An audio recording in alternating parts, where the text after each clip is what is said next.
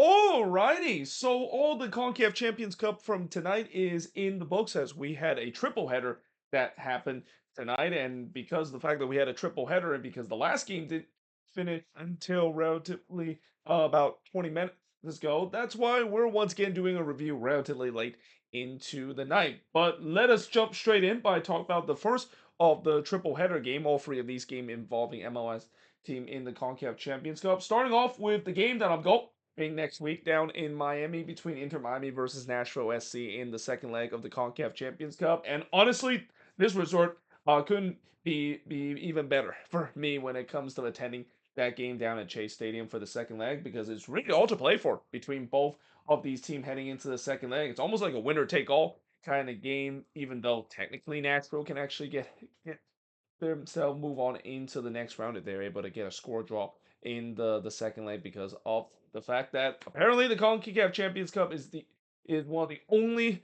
continental competition that still use the away goal. I feel like eventually they're gonna have to do away with it. There's a reason why UEFA kind of got rid of it, and I think even the Copa Libertadores got rid of it as well because it's so outdated as well. It just feels like it's a huge disadvantage, especially for team that's hosting the second leg that is. But that being said, as I said, it's kind of all to play for. And even though I am gonna be a neutral coming into next week game down at Chase Stadium and down in Miami for this big showdown once again, I can't not lie to you by saying that I am kind of be rooting for Nashville a little bit heading into that game, not just because of the fact that I want the underdogs to win, and I always root for the underdog. But Inter Miami has always painted itself as the villain of the league, especially of the way that they've been kind of really painting themselves that at least in the last season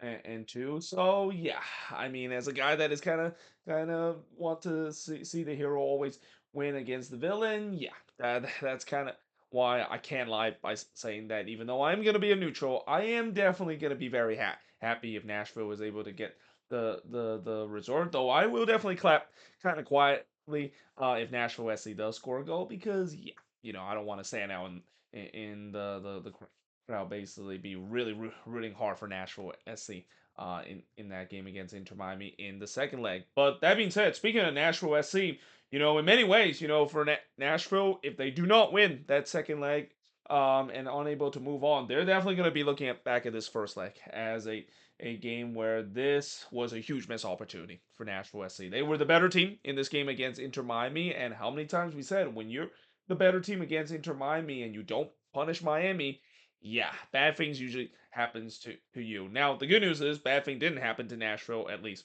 we'll find out in the second leg where they give up a late goal as we've always seen before where somehow Miami pull a rabbit out of their hat in terms of scoring a late goal and taking advantage heading into the second leg. It still does end in a 0-0 resort. But early on, not much really happened early in this one. There was a filling out period for both of these teams. For the first shot of the game, did see Surridge miss wide on the crawler. That was a huge missed chance for Nashville, and you usually do not see Surridge miss that attempt, especially of how hot he's been. And you just also hope that this is not a theme for the rest of the game. Spoiler alert, it was a theme for the rest of the game for Nashville. In the 16-minute, Betarame would then heads it wide, but the ball already kind of went out of play, so we wouldn't have count. And even if he heads it in, Dane Sinclair then denied Mukhtar, but then it falls to Nahar, who couldn't quite put this one on target. And I gotta say, for Dane Sinclair, this is the Dane Sinclair that I think Inter Miami pay him and kind of the guy that we kind of saw a couple of times where Dane Sinclair, he is a guy that there's a reason why he won the goalkeeper of the year last year. I know there's going to be a lot of Minnesota fans, including myself in some way, is saying that he the reason why he was so good is because the defense in front of him was so good. Well, there's also times where he can have these kind of performance where he just single-handedly bailed out a team, and in many ways, this was the game to do so. This was really kind of the breakout game and a game that really kind of show Miami fans a little bit more faith in him compared that he hasn't really got off to the best start doing his time with Inter Miami in these first couple of games. But Nashville definitely getting some chances, but again, can they finally put one away and take the lead? In fact, the shots were 5-0 for Nashville 20 minutes in. It was all Nashville early in this one, but then there was some huge concern for Nashville when Shrocki had to went down and grab a hand me there. Luckily, he did stay in for the rest of the game. So it looks like it's nothing that serious, or at least that's what Nashville SC fans hope that that is not the case. I mean, I know Joe Willis is definitely there ready to go, and knowing Joe Willis is a very experienced goalkeeper. I think they don't really miss too much from it. But ideally, with the way that this season was really the season where Schwalke was going to finally get his chance in the number one spot, and for the most part, he's done a pretty good job proving himself that he is the number one for this Nashville team. This would definitely be a bit of a blow for Nashville to see their young star that goalkeeper went down early in this game. But fortunately, he did stay in and play the rest of the way. Messi then had a shot that was blocked, as that was the first shot for Miami in this one. Messi did not have a good game in this one. It's very rare to say the goat himself did not had a good game, but it just feels like he was off in this one, and I'm not quite sure. Is it maybe because of the rain as well? Because the old saying, can Messi do it in a cold rainy night in Stoke? Well, it turns out it seems like he couldn't really quite do it on a cold rainy night in Nashville on a Tuesday night. Dane Sinclair then denied Madrigal from close range. Dane Sinclair and Nashville poor finishing is the only reason why this is still 0-0 up to this point. DePaul would then miss way wide from long range before he denied Surridge from close in the 42nd minute, and we head to halftime scoreless between both of these teams, despite the fact that Nashville will definitely be kicking themselves that they didn't get a goal before halftime, because they kind of feel like, oh boy, if we miss all these chances, we know what's coming in the second half. In the second half, Schwalke did deny Messi, but then it fell to Betarame. He had a chance to put this one in the rebound, but he puts that one wide, and this is been the problem for Herman Betarame. The big signing from this season as well, the big name that many people thought that he's going to be the guy that will score for the goals for this team, and so far it just have not happened for him. I mean, he has just been stake bin, just cannot quite get his first ever goal for Inter Miami. There's no doubt that I think eventually he will get it, and once he get it, Inter Miami is hoping that maybe that's when he gets score in bunches. But yeah, it's been a bit of a rough start for Bertarame in that pink jersey ever since he came to this team on a record set of transfer amount that he joined to this team. Madrigal would then miss wide from close before Dane Sinclair denied Baker Whiting from the corner in the 65th minute. Mukhtar somehow missed one from 10 yards out. And again, this just one of those nights for Nashville SC where somehow in some way it's just not happening for them. I mean, when you have Mukhtar and Surridge are missing some wide open chances, it's not a night for Nashville when it comes to their finishing. And now the question is it going to come back to haunt them, whether in this game or in leg number two? The good news is it didn't really come back to haunt them, as they able to keep a clean sheet. But again, that second leg is still looming, and they need to get something. They need to at least score in that second leg, or even win that game if they want to move on into the next round. Surridge then tried to dink in from a tight angle, but missed wide there before Mio had a shot that was deflected and goes wide, and that was pretty much it. I mean, it feels like for the last 5 minutes, both of these teams kind of just settled the fact that let's not take too much risk. Let's just take this into the decisive second leg, which, like I said, I'm very excited to see how this is gonna be. This should be.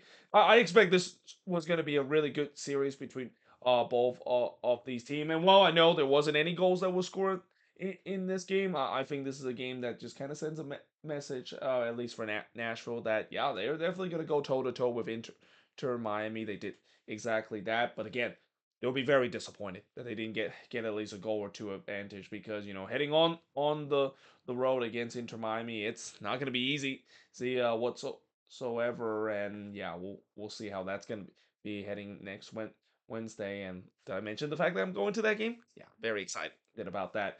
Shots in this one, 15 shots for the 8 that Miami has, 1 shots on goal for the 4 that Nashville has, 4 shots off target for the 3 that Nashville has, 4 shots on block for the 3 that Miami has, and possession-wise, 60% possession compared to 40% possession that Nashville has in this game. But that being said, let us now switch the order. We're going to do it manually, because again, no time to basically stop the video and basically just change it while I stop the video. Let's just kind of do it straight away, because I really want to talk about these next two games.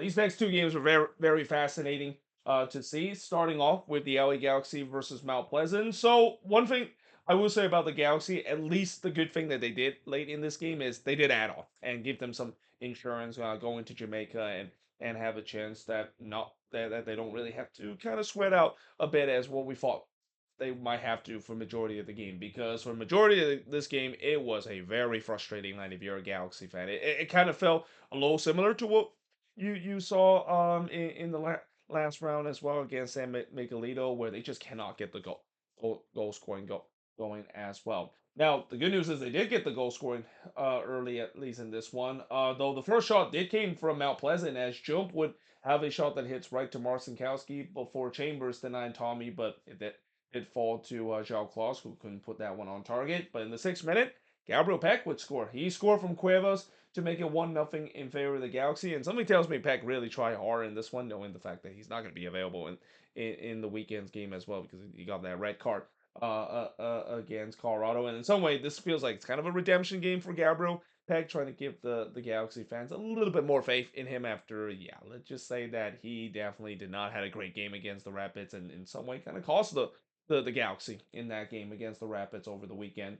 The shots were 5-1 for the Galaxy early on. Ming would then miss wide from long range for Mount Pleasant. The Galaxy got to be careful because Mount Pleasant, they have created a couple of decent half chances to try to tie this one up. Irvin would then miss Hyde on the free kick before Klaus had a free header there, but missed Hyde in the 29th minute. Edwards would then hit it right to Marcinkowski, and before you ask, yes, this is actually really the same guy that has the same first and last name as the former LA Galaxy player. Like anytime when they mention Raheem Edwards from Mount Pleasant, it just immediately makes me think of the guy that currently is with Toronto FC and the guy that used to play for the Galaxy. In fact, he used to play not just for the Galaxy but also for LAFC as well. He's one of the rare players to be on both sides of the El Tráfico rivalry alongside with Mark Delgado as well. But yeah, it was kind of interesting to see the fact that I didn't know that I guess that probably is a very popular name, at least in Jamaica as well. But yeah, it's kind of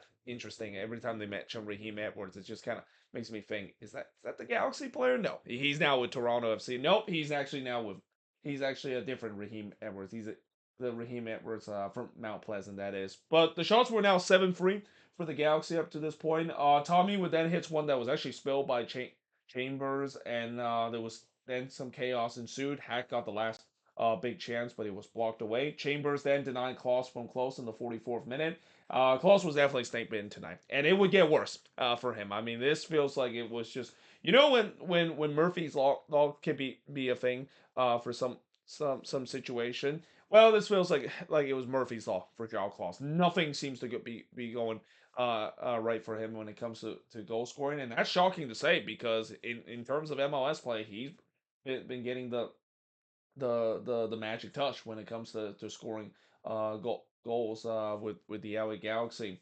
But in the first minute of stoppage time, Klaus would miss wide on the header because, of course, he's snake bitten. Glesnes would then put one to Santa Monica from long range, but we do head to halftime with the Galaxy leading 1-0. In the second half, Raheem Edwards is in on goal here, and again, this is Raheem Edwards from Mount Pleasant, not the one from Toronto FC. But he hits it right to Mark Sinkowski. Klaus would then miss Hyde in the back post. And then speaking of the post, it would deny Sanabria of a shot that took a deflection, and you just kind of had a sense that the frustration is starting to come for Galaxy fans because you saw this happen then again in this game, just like against San Miguelito, where the finishing ability was just not there. I mean, if they had any kind of finishing ability, this should have been at least 4-0 up to this point. Klaus would then puts it high from close before Miller would hit it right to Chambers in the 63rd minute.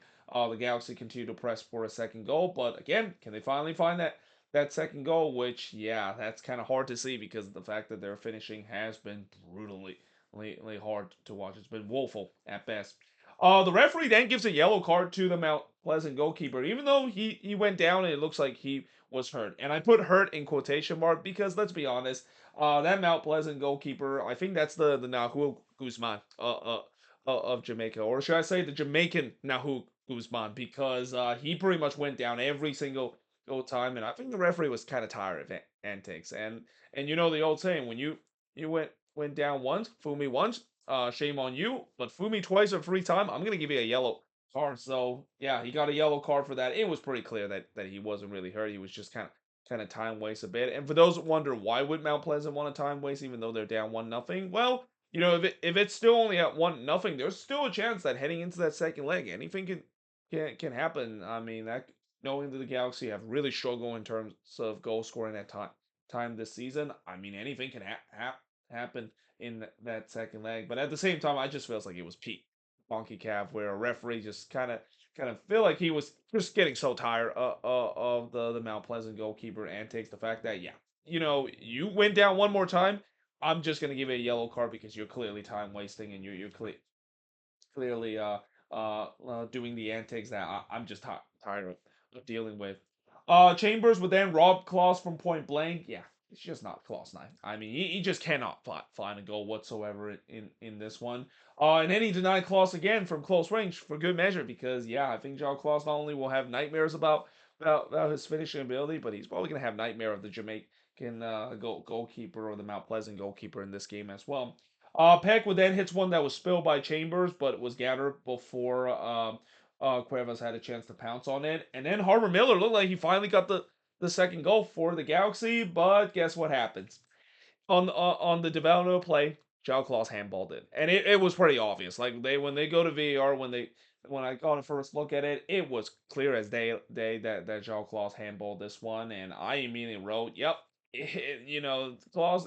Not only that he is beyond sniping in this game, but just like him and the Galaxy, they have been absolute blue ball. I mean, it feels like it was just Murphy law for João Claus tonight. Everything that could go wrong for him just went wrong in this one, and this game stay at 1-0. The good news for the Galaxy, eventually they do get that second goal, and for once they actually got a little luck because Gabriel Peck would score from Yamane to make it 2-0. And I say they got a little luck because this one actually hits off the post. Peck almost put too much power in this. It hit off the post and in here, which again I think Galaxy fans would be not only taking a huge sigh of relief, but they feel like, yeah, that for once looks like something that went right for him. It just feels like the entire night everything just gone against them. It feels like the soccer gods just does not want them to score the second goal. And then just a couple of minutes later, he would complete the hat trick, Gabriel Peck, as he scored from João Claus to make it 3-0. So like I said before, it feels like the soccer gods were against João Claus. I mean, I know he didn't get a goal in this one, but at least he gets an assist in this one, which is maybe just a very small consolation for a number 9 that was just beyond statement tonight. But yeah, in the end, even though it was a very frustrating night for the most part, the Galaxy does head to Jamaica with a comfortable 3-0 lead. The shots in this one, as you expected, very one-sided. 31 shots compared to 6 that Mount Pleasant has. 2 shots on goal for the 11 that the Galaxy had. 4 shots off target for the 12 that the Galaxy had. 8 shots that was blocked for the none that Mount Pleasant has. And possession-wise, 75% possession compared to 25% possession that Mount Pleasant has in this game. And I think even coming out of this game, I don't think Galaxy fans are going to be that pleased in terms of whether or not if they turn a corner in terms of the early season struggle that they have, because yeah, again, this game in some way felt very similar to the San Miguelito game, and if it wasn't for Gabriel Peck kind of having a redemption game in this one, man, imagine if they would head into that second leg with only a 1-0 advantage or even a no advantage heading in the second leg. Galaxy fans will be just downright panicking in terms of how things would go in the second leg as well.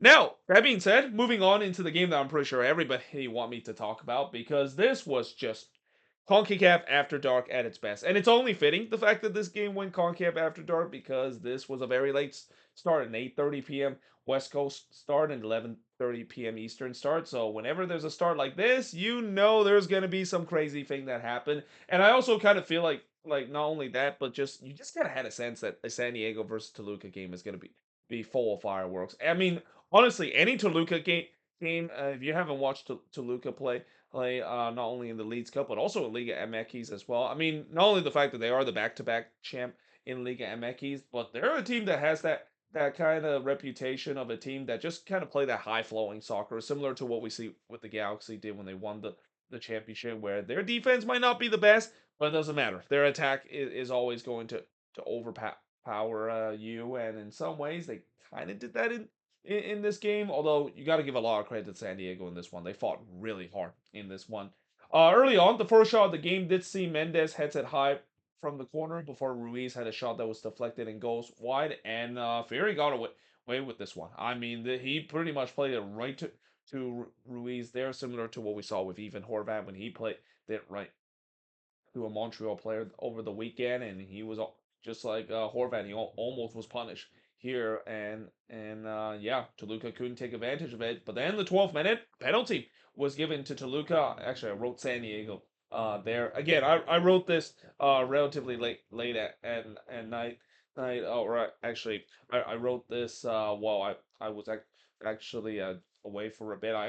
Actually was away for about 20 minutes. So I didn't really watch this game. I kind of listened to it on the radio for 20 minutes. So I had to kind of write the board as soon as I get home a little later. But yeah, that was a little mistake on that. It was a penalty for Toluca instead, as Ingverson would high boot Ruiz there and gets a straight red for that. And yeah, rightfully so. I mean, you just simply cannot high boot an attacker like that, especially he also came nowhere near in terms of connecting the ball as well. That is a textbook definition of in danger of an opponent safety. So yeah, Inverson gets his marching order. Gallardo had a chance to put it away for Toluca, and he does exactly that. So it was 1-0 in favor of Toluca, and now this mountain that is already, I think, could be steep for San Diego to climb against the back-to-back Liga MX champion. Well, now it just gets even more tougher, and now it's also kind of unfamiliar territory for San Diego as well. There wasn't a lot of time in their inaugural season where they're down to 10 men, and I'm interested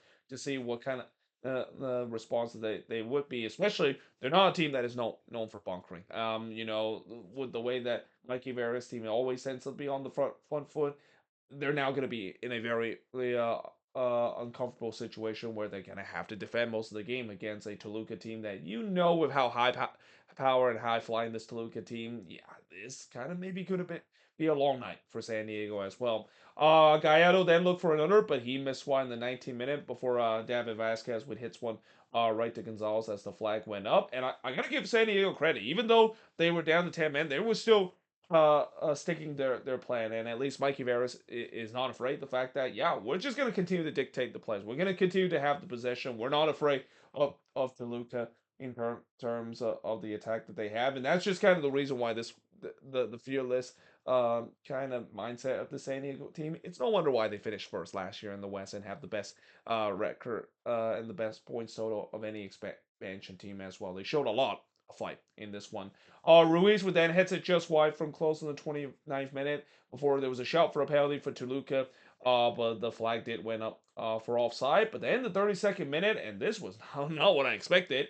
David Vasquez would score from Pellegrino to make it 1-1 in this one. It also came off a bad turnover from Toluca as well. Again, one thing about Toluca, as good as their attack is, their defense at times can be a lot to be desired. And here they commit a bad turnover. San Diego took full advantage of it, and just like that, the game was tied up at one apiece. Even though San Diego was down to 10 men, and really for majority of this game, or at least until when you get to the last 40 minutes of this game, you wouldn't have guessed that San Diego were down to 10 men. They were still sticking with their plan of keeping possession and really dictate the play. Barbosa then looked to respond, but he mishied on the volley before there was a huge shout for a handball not given to San Diego. We then had some coming together between both of these teams because, again, it's MLS versus Liga MX. There's always going to be coming together, but we do head to halftime with the game tied up at one apiece. And in the second half, there's about a minute into this second half, San Diego took the lead. And it's David Vasquez. He scored this time from Bombino to make it 2-1 in favor of San Diego. And I would like to say that, yeah, this was a classic Fox moment happened once again. You know how I've always mentioned how Fox has done a terrible job when it comes to coverage in soccer, especially covering the CONCACAF Champions Cup in general. Yep, here we go again. In terms of just a classic Fox moment of not only did not show the goal live and missed the goal, but by the time when they show this moment, this they were still on commercial. So basically, whoever was producing this didn't realize that yeah, the second half already started. You shouldn't be on commercial. So by the time when the commercial is over, we already missed the goal. So yeah, once again, as I mentioned many times before, I'm tired of Fox in terms of covering CONCACAF Champions Cup. Their coverage is just awful, and that's saying it lightly as well. I'm really hoping a streaming platform will actually cover it. Hell, I would take Paramount Plus or even Apple TV or even Peacock in terms of taking the coverage away from Fox in terms of the CONCACAF Champions Cup action because it's absolutely disgusting to see this happen over and over again. And that, yeah, I mean, obviously very disappointed to miss the goal there. But if you're saying Angle, you wouldn't care. I mean, if you're a fan, I mean, you'll be disappointed that you missed that goal, but at least now somehow in some way you're up 2-1 at home, despite the fact you're down 10 men to the time back-to-back Liga MX champion. Perez then looked to answer, but he missed one in the 51st minute before Vasquez was looking for his hat trick, trying to join Gabriel Pack as an MLS player getting a hat trick tonight, but he missed wide he missed one in the 52nd minute, but then the 53rd minute, Anders Schreier would score to make it 3-1. So he scored here from Bombino to make it 3-1 in favor of San Diego. By the way, I was getting very irritated throughout this game, not just with Fox, but also with the commentator keep mispronounce Anders Schreier name. I think he pronounced it Dreyer, which I have never heard anybody pronounce Anders Schreier name as Dreyer. And even though I know I might sound like a hypocrite for me because I am sometimes mispronouncing names during this review. I mean, one thing I will say is that at least I correct some mistake, and I wonder if this commentator was even briefed the fact that that's not how you pronounce our name, and it's not even hard to pronounce that name. Like literally, he is named after an ice cream brand as well. I mean, I think even San Diego had like kind of like a reference to Anders Schreier to that ice cream brand as well. So yeah, to butcher that name so badly, I mean it was painful to hear every time he mentioned Anders Schreier and mentioned it as Dreyer as well because really Dreyer, that's clearly not how you pronounce his name. Anyway, San Diego was in Dreamland, and it just feels like this is even more impressive than the Pumas' first leg because in the Pumas' first leg they were still even strength in this one, and they were facing the back to back defending Liga MX champion, and the fact that they're even doing this, I mean, this was absolutely unbelievable to see. Helinho did look to respond, but he missed wide before Barbosa would puts it over from long range. Toluca started to press to get one back. Helino would then hits it right to Fury before Angulo would puts it wide from close in the 67th minute. And this is where, San Diego is kind of in survival mode because again, this is kind of where you start to feel like maybe San Diego might be running out of the steam a little bit, knowing that they're still in the early season play and it is a midweek game. But this is also part of the fact that Toluca was amping up the pressure. Like they must be feeling absolutely embarrassed the fact that they were down 3-1, and they can't imagine the Mexican media is gonna ridicule them to death if this resort does stand. So they're starting to press hard to try to get one back. Barbosa would then miss wide from close in the 69th minute before Helino would put it wide from close in the 71st minute. There was a shout for a penalty for San Diego not given, and then Paulino would blast it high from close range, and that is a rare miss from Paulino. He rarely misses a sitter like that, and one that I think San Diego would definitely take it because they're clearly in survival mode right now. They're trying to nurse this 3-1 event advantage heading into the second leg. Dua though almost scored an own goal there, but the post saved him in the 83rd minute. But then in the 88th minute, penalty was given to Toluca again, and this time it was Dua the one that handball this one in the box. They did go to VAR. Originally, I thought they were checking to see whether or not if it indeed it actually hit Dua hand, but on the VAR play, it was pretty clear that it hits his hand. And in the end, it turns out the VAR wasn't whether or not if it was checking for handball, but they were checking whether or not if it was a straight red rather than a yellow. It wouldn't have mattered either way. That was a second yellow for Manu Dua as well. So yeah, San Diego are now down to 9 men in this one. And Dua, if he didn't extend his arm like that, that would have been 3-2 in favor of Toluca. And I know, in hindsight, I think that was just kind of an instant kind of thing where he had to do something to block. Maybe kind of had a little Luis Suarez moment there, trying to save that one off of his arm. But in the overall picture, that is a very damaging red card for San Diego. I mean, not having your best defender and not having Manu Dua in that second leg, as I'll talk about, as heroic as this performance is for San Diego, the heading into that second leg, they're not only going to have a steep mount to climb, but now they're missing their best defender heading into that second leg when most likely they're gonna have to defend a lot, especially against a Toluca team that's probably going to be very angry heading into the second leg after losing this one. Yeah, again, this would be a really costly red card and maybe a turning point in terms of how this two-leg affair would go. So here comes Helino, a chance to steps up to make it 3-2 in this one. He does exactly that. We get 8 minutes of stoppage because why not? I mean, this game has already gone CONCACAF after dark. Let's go even deeper as a resort. Castro would then puts one back to Tijuana before Helino did the same thing just a couple of minutes later. But yeah, in the end, San Diego does hold on to get the heroic 3-2 win in this one, despite the fact that they had to play down the 10 men for majority of the game and then had to play down the 9 men in stoppage time as well. The shots in this one, 20 shots for the 8 that San Diego has. Both teams had 5 shots on goal, 12 shots off target for the 1 that San Diego has, and 3 shots that was blocked for the 2 that San Diego has. And Toluca actually had more of the possession. With the way that they had pretty much took over that second half, it was not a big surprise that they had more of the possession. 66% possession to just 34% possession that San Diego has in this game. And as I said, even though this was a very heroic performance by San Diego, again, that dual red card really hurt them. The Invartson one, I don't think it hurts them as much because I think they can slot in Pellegrino in there, even though the Invartson not going to be available. But there's no substitute for the quality that Manu Duo has for the San Diego team, and now they have to go down to Mexico, even though with that slim 1 goal advantage. Remember, the away goal rule is still a thing in the CONCACAF Champions Cup.